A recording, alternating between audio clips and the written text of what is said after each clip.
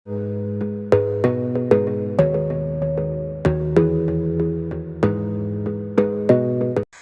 Guys, അസ്സലാമു അലൈക്കും. Welcome back to my YouTube channel. അപ്പോൾ ഇന്നത്തെ വീഡിയോ വെച്ചിട്ടുണ്ടെങ്കിൽ നമുക്ക് വീട്ടിൽ മക്കൾക്കൊക്കെ ഉണ്ടാക്കി കൊടുക്കാൻ പറ്റിയ നല്ല ടേസ്റ്റിയും ക്രിസ്പി ആയിട്ടുള്ള ഫ്രഞ്ച് ഫ്രൈസിൻ്റെ റെസിപ്പി ആയിട്ടാട്ടോ ഞാൻ വന്നിട്ടുള്ളത്. ഇതിന് വേണ്ടിയിട്ട് ഞാൻ 3 ഉരുളക്കിഴങ്ങാണ് എടുത്തിട്ടുള്ളത്. അത് നല്ലോണം തൊലിയെല്ലാം കളഞ്ഞ് കഴുകി ഫ്രഷ് ആക്കിയിട്ടുള്ള ഉരുളക്കിഴങ്ങാണ് കേട്ടോ. ഇതിനെ നമുക്ക് ഫ്രഞ്ച് ഫ്രൈസിൻ്റെ ഷേപ്പിലൊന്ന് കട്ടാക്കി എടുക്കുക. അതിന് വേണ്ടിയിട്ട് ഞാൻ ഒരു ഉരുളക്കിഴങ്ങ് എടുത്ത് അതിൻ്റെ സെൻറ്റർ ഭാഗം കട്ടാക്കിയിട്ട് ഞാൻ ഫ്രഞ്ച് ഫ്രൈസിൻ്റെ അതേ രൂപത്തിൽ നീളത്തിലായിട്ട് കട്ടാക്കി എടുക്കലാണ്. പിന്നെയെന്ന് വെച്ചാൽ ഫ്രഞ്ച് ഫ്രൈസിന് എപ്പോഴും നീളത്തിലുള്ള ഉരുളക്കിഴങ്ങ് എടുക്കാൻ നോക്കുക കേട്ടോ.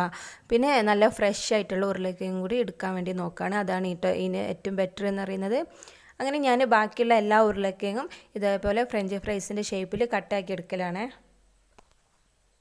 പിന്നെ അധികം കട്ടി കുറച്ച് കട്ടാക്കാതിരിക്കാൻ വേണ്ടി ശ്രമിക്കുക കേട്ടോ. അപ്പോൾ നമ്മൾ എണ്ണയിലേക്ക് ഇടുമ്പോൾ അത് കുഴഞ്ഞു കേട്ടോ. ഞാൻ കട്ടാക്കി എടുത്തത് ഈ ഒരു ഷേപ്പിലാണ്.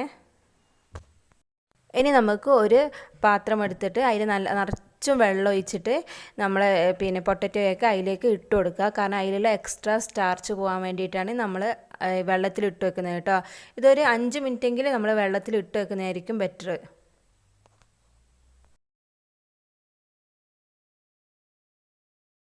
ഇനി നമുക്ക് ഗ്യാസിൽ കുറച്ച് വലിയൊരു പാത്രത്തിൽ കുറച്ച് അധികം വെള്ളം തന്നെ വെച്ചിട്ട് ആ വെള്ളം തിളക്കണ്ട, ജസ്റ്റ് നല്ലോണം ചൂടായി വരുമ്പം നമ്മൾ കഴുകി ഫ്രഷ് ആക്കി വെച്ചിട്ടുള്ള പൊട്ടറ്റോ ഇതിലേക്ക് ഇട്ട് കൊടുത്തിട്ട് ഒരു 2 മിനിറ്റ്സ് നമുക്ക് ഈ പൊട്ടറ്റോ ഒന്ന് കുക്ക് ചെയ്തിട്ടെടുക്കാം. ഇങ്ങനെ നമ്മളിത് വേവിച്ചെടുക്കുന്നത് എന്തിനാണെന്ന് വെച്ചിട്ടുണ്ടെങ്കിൽ നമ്മൾ ഫ്രൈ ചെയ്യുന്ന സമയത്ത് പൊട്ടറ്റോ അങ്ങനെ തന്നെ എണ്ണയിലിട്ടിട്ടുണ്ടെങ്കിൽ അതിൻ്റെ ഉള്ളൊന്നും വേവില്ലല്ലോ. അതിന് വേണ്ടിയിട്ടാണ് കേട്ടോ നമ്മളിത് വെള്ളത്തിലിട്ടിട്ടൊന്ന് വേവിച്ചെടുക്കുന്നത്.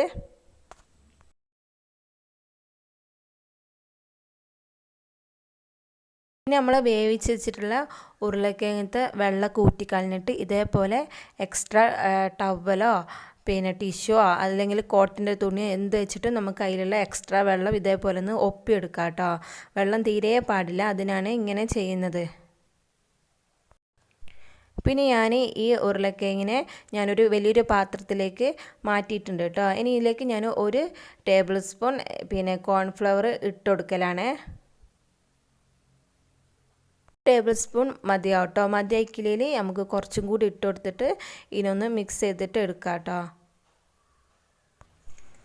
ഇനി നമുക്ക് ഇതേപോലെ പാത്രം ഒന്ന് ഇങ്ങനെ ഇളക്കി കൊടുത്തിട്ട് ഇത് എല്ലായിടത്തും എത്തിക്കാം കേട്ടോ.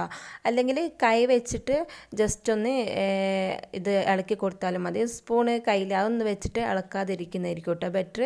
എന്നിട്ട് നമുക്കിതൊരു 4-5 മണിക്കൂറെങ്കിലും ഫ്രീസറിൽ വെക്കണം. ഞാൻ ഇപ്പോൾ 1 മണിക്കൂറേ ഫ്രീസറിൽ വെക്കുന്നുള്ളൂ കേട്ടോ.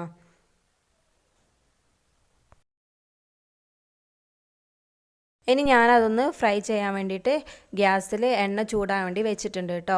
കോക്കനട്ട് ഓയിലൊന്നും എടുക്കരുത്, നമ്മൾ ഓയിൽ തന്നെ എടുക്കാൻ വേണ്ടി നോക്കുക കേട്ടോ.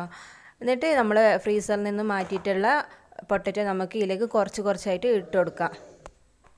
ഇത് ഫ്രൈ ചെയ്യുന്ന സമയത്ത് മീഡിയം ഫ്ലെയിമിൽ വെച്ചിട്ട് ഫ്രൈ ചെയ്യാൻ മതി. ഹൈ ഫ്ലെയിമിൽ വെച്ചിട്ട് നമ്മളിത് ഫ്രൈ ചെയ്താൽ പെട്ടെന്ന് തന്നെ കരിഞ്ഞു പോകും കേട്ടോ. അതിനെക്കൊണ്ടാണ് മീഡിയം സൈസിൽ വെച്ചിട്ട് ഫ്രൈ ചെയ്താൽ മതി.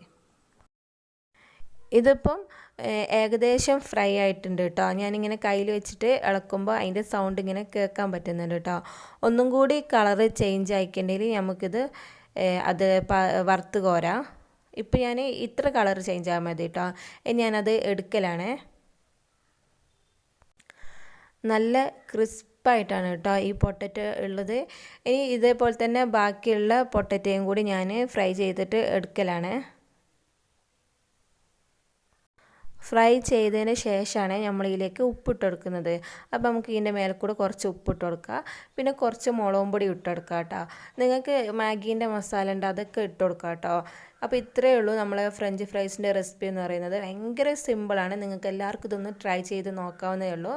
നിങ്ങൾക്ക് എല്ലാവർക്കും എൻ്റെ വീഡിയോ ഇഷ്ടപ്പെട്ട് വിചാരിക്കുന്നുണ്ട്. ഇഷ്ടപ്പെട്ടാൽ പ്ലീസ് ഒന്ന് സബ്സ്ക്രൈബ് ചെയ്തേക്കണേ.